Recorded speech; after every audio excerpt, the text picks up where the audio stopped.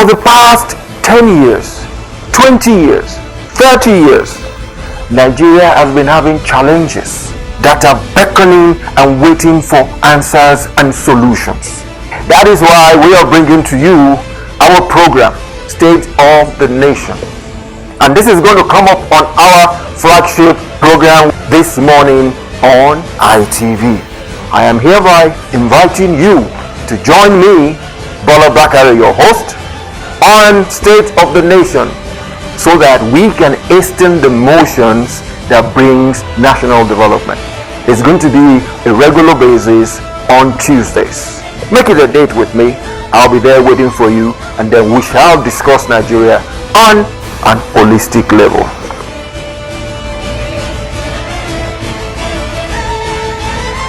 Good morning and welcome to your lofty program, State of the Nation, where we bring you things that will make Nigeria a better developed country. On our morning brief this morning, we shall delve and be dealing with a factor that is very, very, very, very pertinent. If I ask you this, what is the major thing you're thinking in your mind? Is it economy and putting food on your table? Is it power that you need to generate your business? Is it the polity that is making you uncomfortable? Or is it the kids we have out there that are a little bit unruly? Is it the ASU strike that is keeping our kids back at home without an education, thereby stalling our education movement? But I will tell you this. What scares everyone the most is, in one word, insecurity. Don't you believe that? The reason being, we need to be alive to be able to do all those things. You need to be alive to eat. You need to be alive to send the kids to school. You need to be alive to talk about having power enough to run your business. That is how important insecurity is. It is a factor we are trying to negate. And honestly, if we say we're trying to negate an anomaly in our system, we should look at the brass tacks. How did we get here? How did we find ourselves in a situation of insecurity? Honestly, there are many facets to insecurity. But this morning, we shall deal about one of the facets that gingers the insecurity. What do I mean? That brings to the fore the little caption you are going to see. Drug abuse as precursor of insecurity. Did you hear me right? Drug abuse as precursor of insecurity. I'll tell you this. Insecurity is a word, but the action itself is perpetrated by human beings. And let us talk about these human beings. Let us start from where these human beings start from. These human beings, these kids that are into fomenting the insecurity that made them become terrorists, are within the age range of teenage years to early and late 20s. These are the kids that are not too far from home. These are the kids that we fail to take care of as parents and as guardians. Let us look at, because one word is, let me throw it at you. If we are saying Nigeria is insecure, you're part of it too. And the factor that makes you part of it is what I am trying to say as we speak. Insecurity is being perpetrated by human beings, most of all, our kids within their teen years and early and late 20s. What did we do about bringing them up properly? What did we do when we saw them going haywire? Lately, the governor of Ogun State raised an alarm that he is so scared now. Even cultism is in primary schools. You heard me right. Primary schools. When a kid in primary school who is pre-teen is into cultism, vis-a-vis maybe drug abuse, and he graduates into a secondary school, and from there to a tertiary institution, you can imagine what he must have become over the years. That is why I'm very pertinent about you as a parent and as a guardian. If Nigeria is insecure, you have a hand in it. If Nigeria is insecure, maybe because you shy away from your responsibility. If Nigeria is insecure, that is because you were nonchalant, you were reckless in bringing up kids that are becoming leaders of tomorrow in Nigeria. And how does drug abuse come into this? I'll tell you this. There is no human being, I repeat, a human being, a normal human being, that will commit an atrocity without the aid of a drug. You need something to spur you on.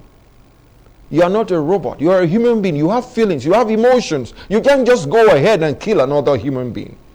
You must have been under the influence of something.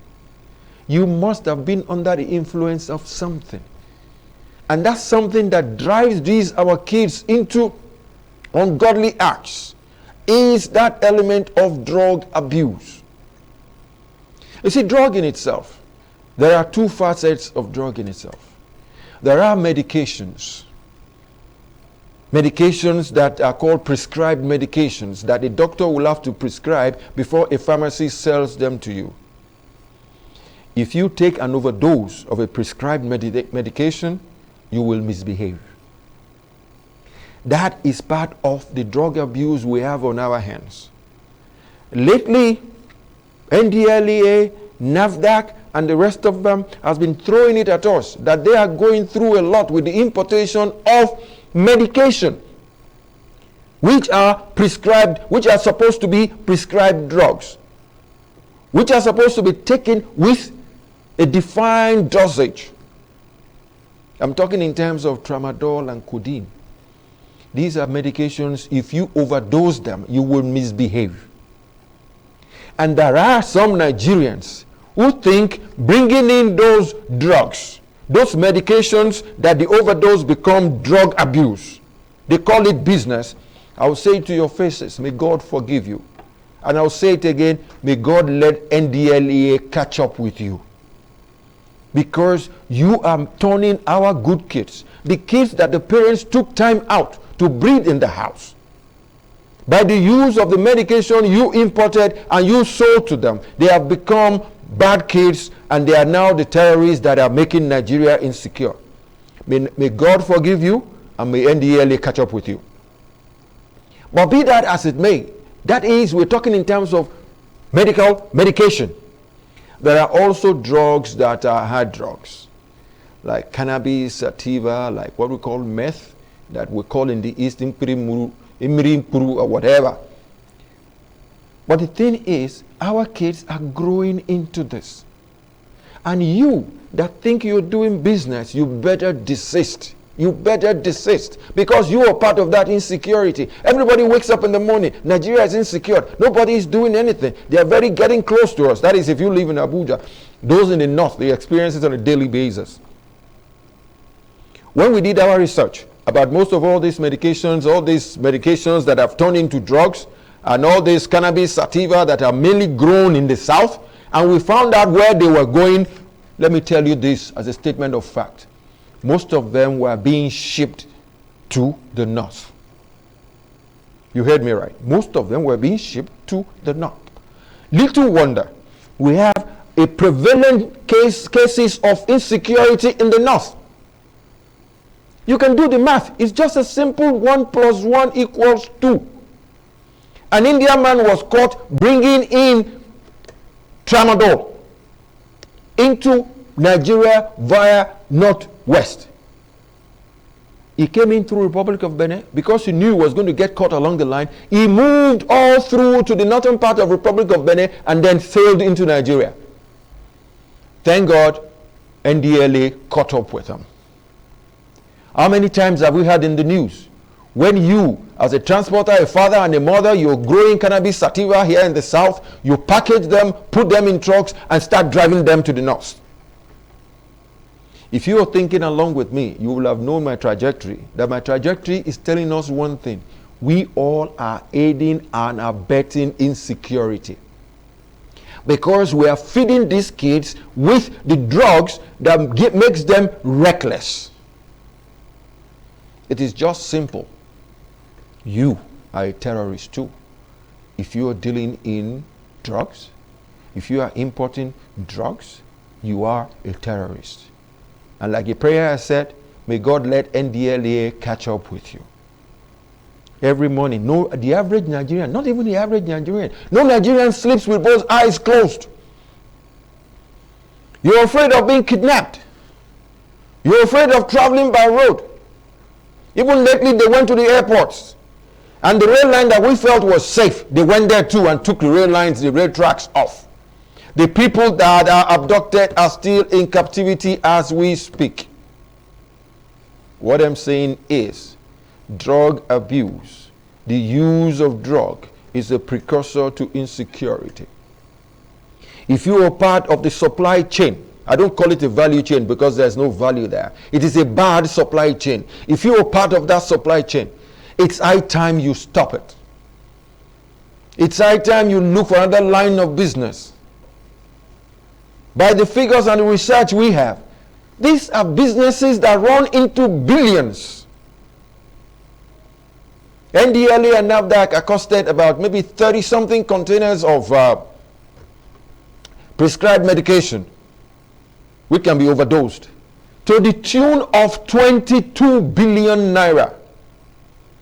For God's sake, that is a huge amount of money. If you think in terms of making money, why don't you invest in those? Get those our youths off the street. Get them engaged. If you have the brains, put up a business, engage some of them, and give them a chance to live a better life. We keep saying one simple balance. The kids are the leaders of tomorrow. If we turn all of them into drug addicts, you can imagine what Nigeria will be tomorrow. And that's by courtesy of you if you deal in drugs. So Nigerians, I am telling you this as a statement of fact. Drug abuse is a precursor to our insecurity. If we reduce the intake, if we reduce access, if we reduce the importation of drugs into Nigeria, I can tell you this for free. I am good in mathematics and statistics. I will give you the statistics when the time comes that with the reduction in the importation and the production locally, honestly, insecurity will have reduced. But I am giving it to you on a platter of gold. I am making it very simple. I want you to keep this at the back of your mind if you are into drug as a business. If you are into drug as a business, you are no better than a terrorist.